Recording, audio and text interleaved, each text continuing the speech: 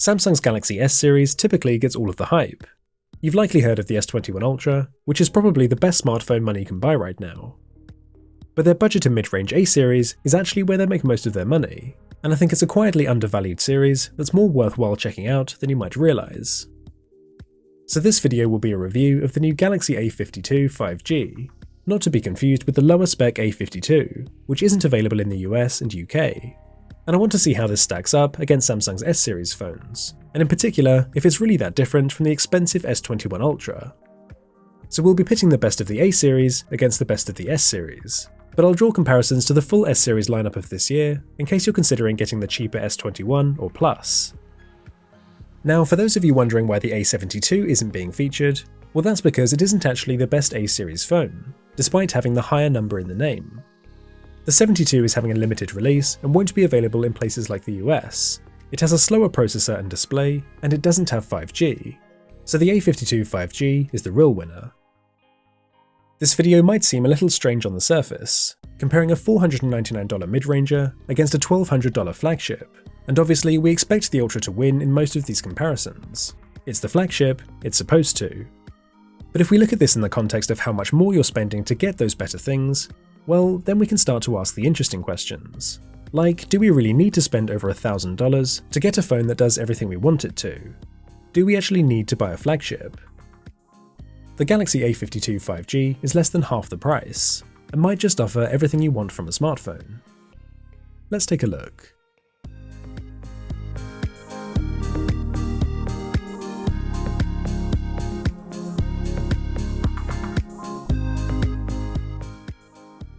So the very first difference to notice with the A52 5G, which for the sake of ease I may simply call the A52, well, this phone still comes with the wall charger in the box, unlike the flagship S21 Ultra.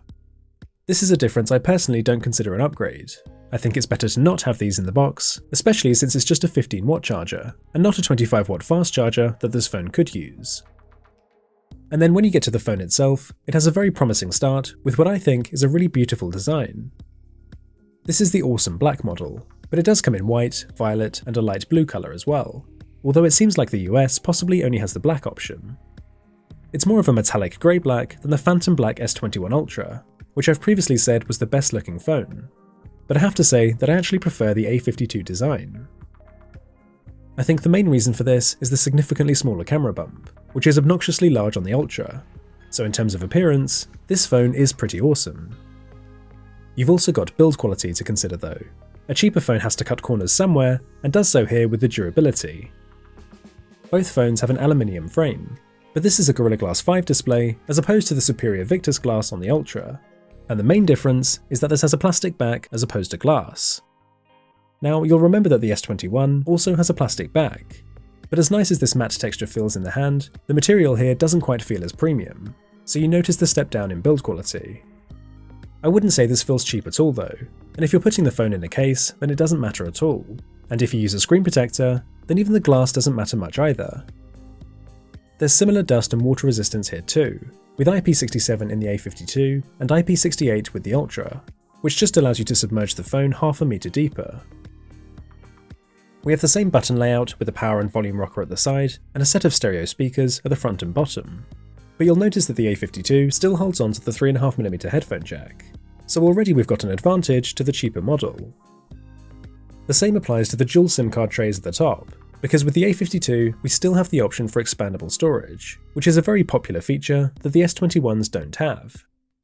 Now, the Ultra has a few more options for the base storage, whereas you're stuck with 128 gigs for the A52, but obviously there's actually much more storage here if you expand this with a microSD card. The one caveat is that you have much faster storage on the Ultra, which you can see pretty clearly from the read-write tests, but in terms of overall capacity, the A52 has the edge. Now, I said the A52 was the better looking phone, but you'll obviously spend the most time looking at the displays, where the S21 Ultra flexes its flagship prowess, because this is frankly the best display you can get right now. They both have the Infinity O design with a single hole punch camera at the centre, but you can see that the thicker bezels make the 52 look like a cheaper device, and the Ultra's slight curve helps to achieve those super thin side bezels. The A52 screen is completely flat though, which many people find more functional as it gives fewer accidental touches. You're looking at two similar sized phones, each with very large displays, but the A52 with its thinner and narrower body is the easier to use. It's also the more comfortable to use, mainly as a result of its super light body, which isn't that much heavier than the smaller S21, and I think the Ultra's relatively heavy weight does factor in over time. One thing that stands out though is the Ultra's superior haptic feedback, and the A52's vibrations feel considerably weaker and less satisfying, for example when typing. But in terms of the display specs, the Ultra is a considerable upgrade, offering a sharper and much brighter display than the A52. The dynamic AMOLED versus the 52's Super AMOLED brings a much higher contrast ratio, improved colours, and a better low blue light filter too, so it's a better looking and more accurate display that's also literally easier on the eyes. You've got S Pen support for the Ultra here too, which you do need to buy separately, and whilst this won't affect the vast majority of people, I'm sure there are some of you out there who'll know if this is a deal breaker. The difference with 1440p compared to 1080, especially on large screens like these, is noticeable for the eagle-eyed among you. But I still found the A52 to be vibrant and colourful, it's just not quite as good as the Ultra to use in harsh sunlight. The Ultra's super bright 1500 nits display offers a beautiful contrast ratio and true high dynamic range, which you can't get on the A52. So when it comes to HDR movie content, or even simply YouTube videos, the Ultra offers a much better viewing experience. Remain some of the most technologically advanced earbuds you can buy. But the competition has been catching up. Sony lost their noise-cancelling crown to Bose's quiet comfort earbuds, and the Bowers & Wilkins Pi7 that we saw last week are now the best-sounding earbuds you can buy. Both phones use an under-display fingerprint sensor, but the technologies used here and the resulting performance are quite different. The S21 series use the newer ultrasonic tech, which delivers much faster unlock speeds, whereas the A52 is using the older optical tech, and I'd often need to keep my finger held down for longer before unlocking. So since you'll be unlocking the phone multiple times throughout the day, this is a nice quality of life perk for the Ultra. Interestingly, the A52 does still offer a 120Hz refresh rate, which is generally considered to be a flagship feature, and is a compelling reason to get the 52 over other mid-range or budget phones, including the other models in the A series. This provides super smooth scrolling, essentially on par with the Ultra, and it opens up the option for high refresh rate gaming too. Now, this isn't the adaptive refresh rate you'll find on the S21 series. It's a fixed 120 or 60Hz that you can choose between, so it's not able to adaptively lower to save on battery life like the S21s can. But in spite of this, I actually found the A52 outperforms the Ultra when it comes to battery life. It just beats out the Ultra in a head-to-head for screen on time, but if you use your phone for anything intensive or battery demanding, then the Ultra chews through the battery at a much faster rate. If you look at the battery scores after some identical repeat performance testing, you can see how the 52 leaves the Ultra in its wake, a phone that has a bigger battery, so it just goes to show that numbers and specs on paper aren't everything. Under more normal use though, this is a 2-day use phone, or more realistically 1.5 days, so unless you're constantly pushing the battery life to the limit, it should last you a really long time. And this was with the high refresh rate turned on, so you can extend battery life even further by dropping down to 60Hz. As for charging, it has the same 25W fast charging ability as the S21 series, and gave an almost identical fast charging result as well.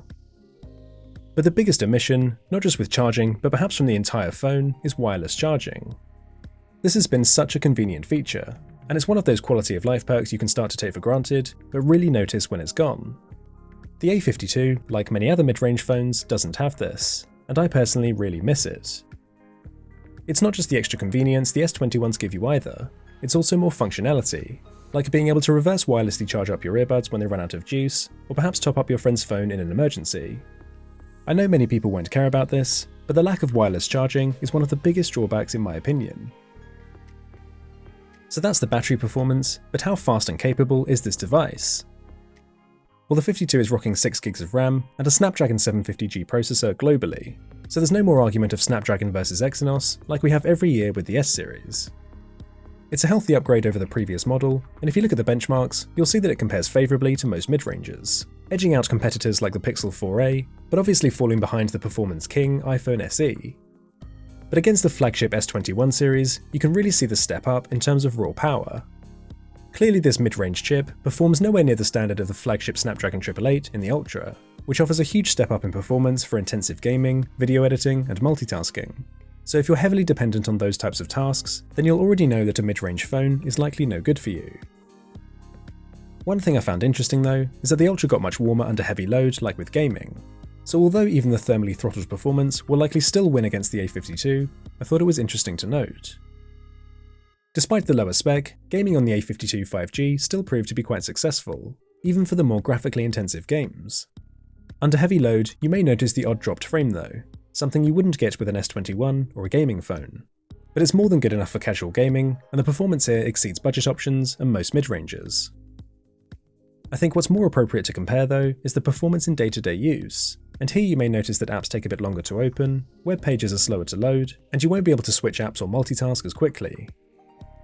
Switching back to even recently used apps will sometimes need a refresh, so the RAM limitation seems to restrict the number of apps that can be held active in the background. It's far from a deal breaker, but these are the smaller quality of life perks that affect everyday usage, so you do feel the benefit with a flagship a lot more with things like this, compared to something like a minor display or camera spec difference. I think as long as you're not coming from a flagship phone to the A52 though, then this won't feel slow at all, especially with that high refresh rate, and it handles social media, internet browsing, and playing YouTube videos all with relative ease. A perk of the 750G SoC is that it comes with 5G, which, yes, still isn't readily available in most parts of the world, but I know it's still an important factor for many people when buying a phone, especially with long-term use in mind. It's worth noting that the super fast millimeter wave speeds are not available here, like they are on certain regions' S21 models, so even if you connect to a 5G network, you may only be able to get speeds just above the best 4G, but at least there is some 5G support here going forwards. Wi-Fi speeds won't blow you away either, as the phone doesn't support Wi-Fi 6, nor does it have ultra-wideband support, which enables new and upcoming features like precise location tracking and digital car keys.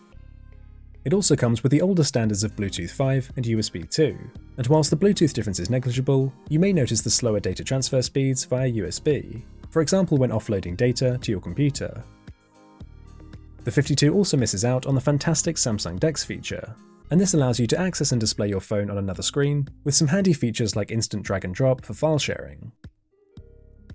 So aside from certain features that are dictated by the hardware, you're getting the same software here as you'll find on the S21 series. So this is One UI 3.1 on Android 11 straight out of the box, and this will be upgradable to Android 12 once it becomes available. We've seen before that One UI is a colourful and feature-packed version of Android, but not necessarily the cleanest, and I found the pre-installed bloatware to be even worse here than on the S21 series, including forcing TikTok onto my home screen even after selecting no thank you.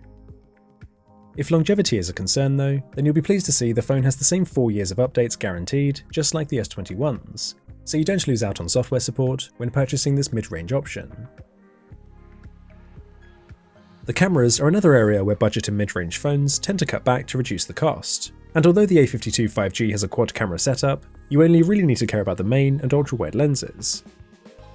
The 64-megapixel main lens bins down to 12 megapixels, just like the Ultra does, and it actually really impressed me. We've seen before that the high-res modes don't add much to image quality, but the regular 12-megapixel shots showed good colours, detail, and even dynamic range with good lighting conditions. It takes some pretty nice ultra-wide shots too, where the only real drawbacks compared to its flagship brother are that images aren't as sharp and there's a little more distortion in the corners. But images from these two lenses were generally pretty good, and for a phone costing less than half the price, it really held its own against the S21 Ultra. I'd say here that the colours are even more true to life than with the flagship, and you can pick out more detail in the leaves too. The 52 photos were typically not as saturated or high contrast as with the S21's, so photos aren't as striking or pleasing to the eye straight out of the camera. But the Ultra has crushed the black levels so much that it's actually lost some of the detail that the A52 has retained. So you could argue that the A52 photos are a better foundation that you could simply add a bit of saturation to in post for a better image. This is more down to an artistic choice though and personal preference. But the point is that the Ultra's camera isn't just better in every single way. One thing I noticed with the processing is that the A52 really struggles when using the scene optimizer, because turning it on usually results in way oversaturated images. As you can see, it's turned Lily completely orange here. Just to give you an idea of context, these are the normal and then scene optimized versions taken on the S21 Ultra. And this is them taken on the A52 5G, so image processing just isn't on the same level as the S21 series. The 52 has a dedicated macro lens, which is fine, but nothing really special. images are often very soft, you need good lighting to use it, and even then the quality of the sensor isn't great, and you can typically just crop in on the main lens to achieve a similar or better effect, so it's not a very useful lens. Some phones like the S21 Ultra even have macro modes built into other lenses now, where the quality is either just as good, or often quite a lot better. Perhaps a better choice would have been to include a telephoto lens, because the zoom capabilities are very limited with the A52, and quality very quickly drops off up to the maximum zoom of 10x.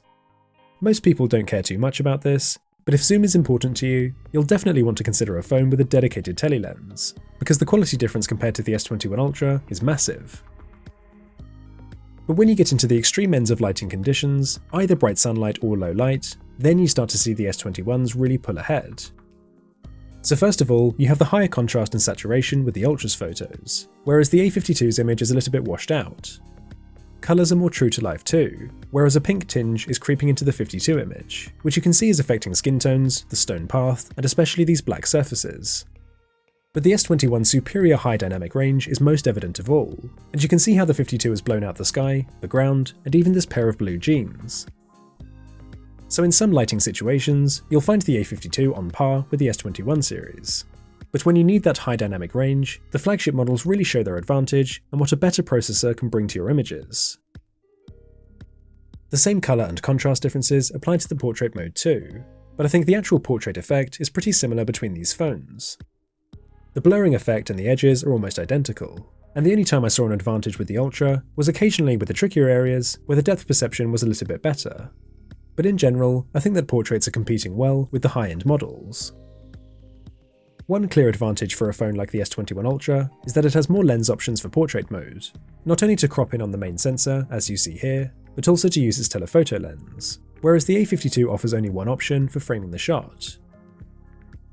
Another perk is that the Snapdragon 888 is able to process portrait effects in real time, so you can preview portraits with various effects before taking the shot, whereas the 52 will only let you adjust the depth, and any other effects have to be applied in post. So getting into low light photos, the A52 does have a night mode, and compared to the normal mode, you can see that it brings out more detail and a sharper image. But it's definitely not on the level of the S21 series, which produce much cleaner and more colour accurate photos. So night mode could help you out in low light situations, but there is a noticeable step up in quality with the flagship S21 series. The selfie camera performance is very similar to the S series, and shares almost all of the pros and the cons. Both images are very well exposed, with good dynamic range, and are clearly very detailed too. But Samsung's excessive over-sharpening is very evident here, and often creates unwanted artifacts, especially with skin textures. So it makes sense as to why Samsung tries to force beauty mode on you by setting skin smoothing to level 2 by default, although these were both taken with no filters or enhancements at all. I think I do prefer the more saturated and accurate Ultra photo, which gives a more healthy and realistic skin tone here, but both are struggling with the colour, the A52's photo giving a pink tinge, whereas the Ultra leans the opposite way with a greenish tint. I also noticed that both suffered from this weird colouring effect on the left side, but I think this might be due to the bright sunlight affecting the lenses. The main takeaway message though is that I don't think the Ultra's selfie camera is that much better than the A52's at all.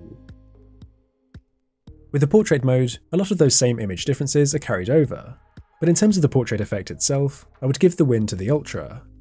The edges are just a little bit softer and more natural, and it did a better job of discerning the depth of individual hairs, so there's a bit more of an obvious difference here. With the selfie video, the A52 maxes out at 4K 30, which you're seeing on both phones here, though the S21s can do 4K 60 as well. The Ultra's better HDR is pretty clear to see, as the sky with the A52 is completely blown out, and you can also see this with the sunlight reflecting off of Holly's face. Notice here again that pink tinge with the A52 affecting the sky and skin tones, but also how much more stable the Ultra's video is in this walking shot. It's a similar deal with the rear video too, which is pretty good, but is missing the colour saturation and especially the stability of flagship phones like the S21 series. 4K 30 is again the maximum on the A52, but the S21s can record at 60 frames per second and even 8K 30. Plus you've got options for tracking autofocus, as well as recording in HDR, so there are much more advanced options available. I think overall, there's a clear step up in camera quality with the S series phones. They offer better HDR, autofocus, and zoom options. But if you're just using the main lens, as most people will be, then the A52 is very competitive in most situations. So I think the camera here will be plenty good enough for the average person. So we've covered the specs and features, and seen that there are definitely some useful upgrades when you spend extra on a flagship, like a higher build quality and wireless charging. But many of the changes and improvements are largely superfluous. So as nice as it is to own the best new smartphone, you should ask yourself if it really justifies spending over $1,000. There's still a $300 gap between this A52 5G and the lowest spec S21, so you're almost doubling the price, but I don't think you're doubling the value. There are some obvious downgrades that you'll notice, like the plastic back and the thicker bezels.